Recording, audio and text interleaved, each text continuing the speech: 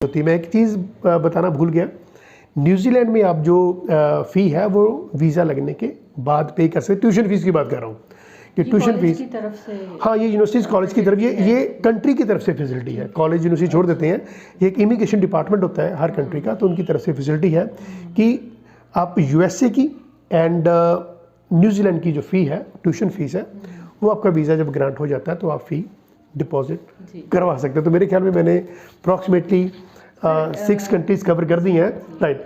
Last में हाँ Italy और सिंगापुर को कवर कर लेते साथ में, क्योंकि कई मेरे जो व्यूअर्स हैं या मेरे क्लाइंट्स हैं, होने वाले भी क्लाइंट्स होते हैं, वो भी सोचते हैं कि सर कोई ऐसी कंट्री बताइए जहाँ पर खर्चा बहुत कम हो, हमारा इतना बजट नहीं, जो अपनी सर अब 20 लाख से लेकर 30 लाख के बीच में अपनी वेरिएशन दे दिया तो हमारे पास है ही सारा 5-6 लाख रुपया, तो फिर क्या करेंगे। तो सिंगापुर एक ऐसी कंट्री है जहाँ पर आप 10th ऑनवर्ड स्टडी कर सकते हैं। और फ़ी स्ट्रक्चर की बात करें तो अप्रॉक्सीमेटली 5,000 सिंगापुर डॉलर से लेकर 7,000 सिंगापुर डॉलर, अब मैं 55 से मल्टीप्लाई करूं तो 3.5 लाख, 3.25 लाख के करीब लास्ट फीस बनती है। 4 लाख हद लगा लो आप, और जब आपका वीज़ा लग जाता है तो 4 लाख रुपये फ़ीस या 7,000 डॉलर के करीब फीस जो है वो कॉलेज को आप ट्रांसफ़र कर सकते हैं। कौन से कोर्सेज हम चूज़ कर सकते हैं? देखिए अब मैं ये समझता हूँ कि जो कंट्री जैसे जो कंट्री की बात करो, जैसे वहाँ पर कुछ कोर्सेज जहाँ पर सेल किए जा सकते हैं, जैसे सिंगापुर है, वहाँ पर हॉस्पिटैलिटी है, होटल मैनेजमेंट है, सप्लाई चेन मैनेजमेंट है, लॉजिस्टिक्स के कोर्स है। तो ऐसी कंट्री में जाने के लिए हम उनको ये कहते हैं कि आप होटल मैनेजमेंट करते हो, कि वो टूरिज्म बेस्ड इंडस्ट्री है ना। तो जो कंट्री है वो टूरिज्म बेस्ड है। अब कनाडा में हम ये नहीं कह सकते, ये ज़रूरी नहीं है कि कनाडा में आपको होटल मैनेजमेंट लेना। वहाँ पर अपने कॉमर्स है तो आपके पास HR है, मार्केटिंग है, फिनांस के कोर्सेज हैं, एंटरप्रेन्योरशिप के कोर्सेज हैं, there are so many courses जो आप कवर करते हैं। आप इटली कवर कर लीजिए, फिर मैं आपसे कोर्स वाइज कुछ क्वेश्चंस। हाँ डेफिनेटली, इटली में हम एडमिशन इसलिए कराते हैं क्योंकि 5200 जो यूरो है इसकी स्कॉलरशिप आपको लग जाती है। आप ग्रेजुएशन करने जा रहे हैं तो 3 साल आपको लगातार 5200 यूरो मिलते हैं। आप मास्टर्स करने जा रहे हैं तो 2 ईयर्स लगातार आपको 5200 यूरो मिल जाते हैं।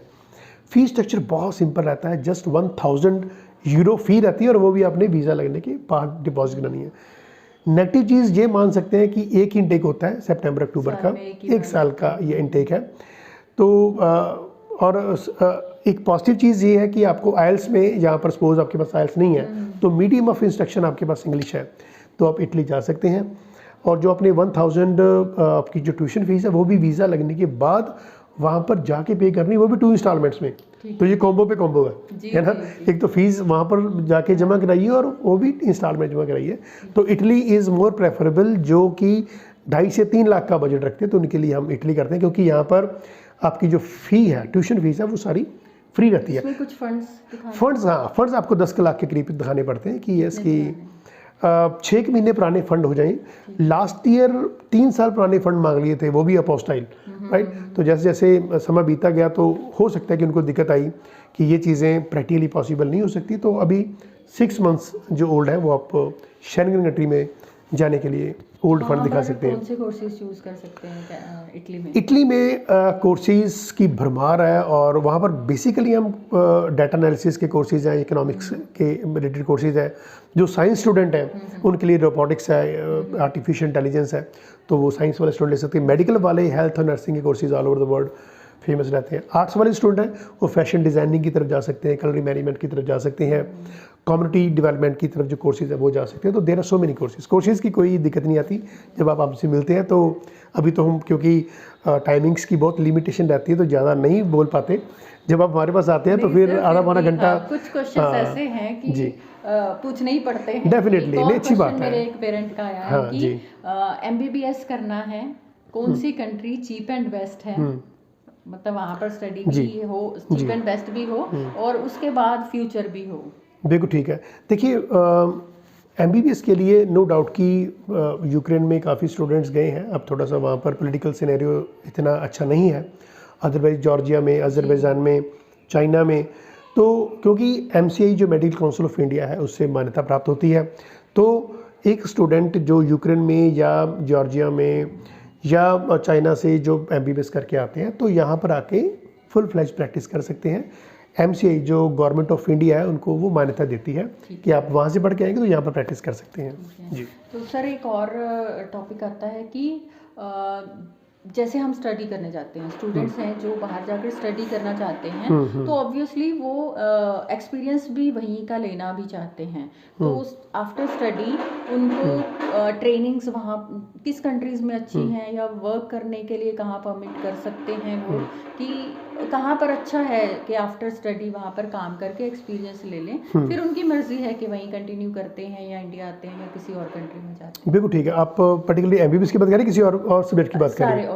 ऑल ओवर में बात करें तो हर एक कंट्री का एक सिनेरियो है। जैसे ऑस्ट्रेलिया ने ये कहा था कि 24 आवर तक काम करिए, they have given unlimited access of timings कि आप कितना मर्जी काम करिए। ये तो ड्यूरिंग स्टडी हो गया। ड्यूरिंग स्टडी की बात कर रहा हूँ, या तो अभी कनाडा ने भी कर दिया कि आप ड्यूरिंग स्टडी आप 24 आवर्स काम कर सकते हैं। हाँ, आपकी जब एक कोर्स कंप्लीट हो जाता है तो हर एक कंट्री के अलग अलग रूल्स हैं कि आपने लेट्स सपोज 1 साल की स्टडी की है तो 1 साल का वर्क परमिट है, 2 साल की स्टडी की तो 3 साल का, जैसे मैं कनाडा की बात करता हूँ। ऐसे ऑस्ट्रेलिया ने 2 साल की स्टडी में 3 से 4 साल का, जब रीजनल एरिया में आप जाते हैं तो वहाँ पर आपकी जो पोस्ट स्टडी वर्क परमिट है वो उन्होंने बहुत बढ़ा दिए ताकि स्किल्ड लोगों को वहाँ पर इन्विटेशन मिलती है कि आप वहाँ पर आके पढ़िए भी और काम भी करिए और उस रीजन को डेवलप भी करिए। आपकी बात का जो जवाब मैं देना चाहता हूँ कि जब एक स्टूडेंट को स्टडी करके कर लेता है तो हर एक कंट्री का अलग अलग सिनेरियो होता है।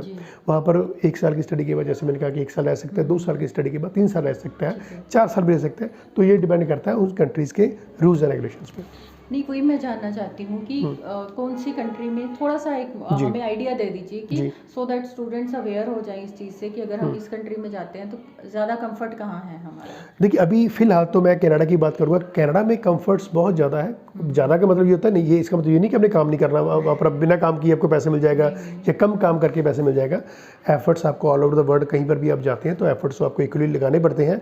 हाँ, ये बात मान सकते हैं कि कनाडा और ऑस्ट्रेलिया में जो अभी उनको हाई स्किल्ड लोगों की डिमांड है वो बहुत ज़्यादा है। तो जो साइंस स्टूडेंट हैं या कॉमर्स के स्टूडेंट हैं उनके लिए बहुत इजी रहता है। हाँ, आर्ट्स वाले स्टूडेंट जो है जो प्रोफेशनल कोर्स करते हैं उनके लिए बहुत अच्छा रहता है और वो वहाँ पर काम भी कर सकते हैं, बड़ी इजीली काम मिल जाता है, कोई दिक्कत नहीं आती। सर, हमने 90% कवर कर लिया है। जैसे हमने कोर्सेज की बात कर ली है, हमने एकेडमिक पार्ट कवर कर लिया है और कोस्ट वाइज भी हमारी बात हो गई है, कोर्सेज वाइज भी हो गई है।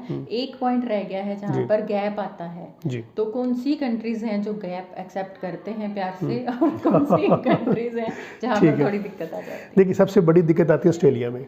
ऑस्ट्रेलिया एक सेशन निकलने के बाद थोड़ा सा स्ट्रिंज होता है, स्ट्रिक्ट हो जाता है। वो नहीं चाहता कि आपने 2020 में +2 किए तो 2023 में आए, ठीक है, 22 में आप आ सकते हैं, 1 साल का बीच में गैप आ गया। पर जितना ज़्यादा गैप होता है उसके आपके उतने ही जो वीज़ा के सक्सेस के चांसेस कम हो जाते हैं। ऑस्ट्रेलिया बहुत ज़्यादा स्ट्रिक्ट है गैप ईयर्स को लेकर। यदि आप ग्रेजुएशन के बाद कोई आपका 2, 4 साल, 5 साल गैप है, दैट शुड बी जस्टिफाइड। आप जॉब करते हैं तो आपको अपने ऑफर लेटर, अपनी जॉब की तरफ से सैलरी स्लिप्स, बैंकिंग, वो सारे आपको जो फॉर्म 16 है वो आपको दिखाने पड़ते हैं। और यदि मैं बात करूं कनाडा के लिए तो ठीक है, +2 के बाद 3 से 4 से 5 साल का गैप भी एक्सेप्टेबल है। और न्यूजीलैंड के भी लिए भी सेम है। ग्रेजुएशन के पास 20 साल तक गैप भी एक्सेप्टेबल है। सो ओनली फॉर ग्रेजुएशन, कोई भी कंट्री हो, Canada, Australia, New Zealand, US, UK, कोई भी कंट्री ग्रेजुएशन के बाद, मान लीजिए किसी ने ग्रेजुएशन 21-22 साल में किया तो 40 साल तक भी एक जो स्टूडेंट है वो पढ़ने जा सकता है। बट कंडीशन इज़ दैट कि वो 20 साल उसने क्या किया है, वो डाउन द लाइन उसने कोई बैंकिंग की जॉब की है, पहले वो सेल्स ऑफिसर से लेकर ब्रांच हेड से लेकर रीजन हेड तक गया, तो उसकी सारी हमें ऑफर लेटर, कहाँ का उसने डेजिग्नेशन डाले हैं, कहाँ का उसके जो सैलरी स्लिप्स हैं, अपॉइंटमेंट लेटर है, वो सारे के सारे चाहिए होते हैं। एक स्टूडेंट को बताना पड़ता है कि आई एम जेन्युइन स्टूडेंट, मैं पढ़ने जाऊँगा। तो ग्रेजुएशन के बाद तो कोई दिक्कत नहीं है, 20 साल का गैप एक्सेप्टेबल है। बट +2 के बाद बहुत नुकसान होता है जो जब गैप आपका 3 से 4 साल से बढ़ जाता है। UK के लिए कोई दिक्कत नहीं है, 5 साल का गैप एक्सेप्टेबल होता है। कनाडा के लिए भी 4 से 5 साल का गैप एक्सेप्टेबल होता है, बट जस्टिफाइड होना चाहिए। ऑस्ट्रेलिया की बात भूल जाइए।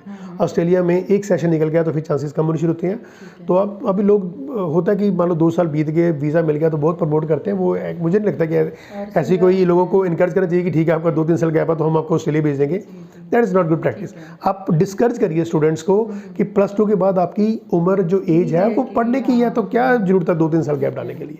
सिंगापुर में आप कह रहे थे कि गैप ज़्यादा एक्सेप्ट। हाँ, सिंगापुर की जो स्टडी पैटर्न है उसमें आप 10th के बाद भी सपोज 4-5 साल गैप है वो कर सकते हैं। +2 के बाद 10 साल का भी गैप है वो भी एक्सेप्टेबल है। ग्रेजुएशन की बात तो मैंने बताया कि 20 साल गैप। until unless आप वर्किंग हो अगर। हाँ, हर चीज़ हर कंट्री ना देखती है कि आप जेन्युइन हो कि नहीं हो। तो वर्किंग हो, अपना प्रूफ दिखाइए तो you will be getting the admissions in any part of the country.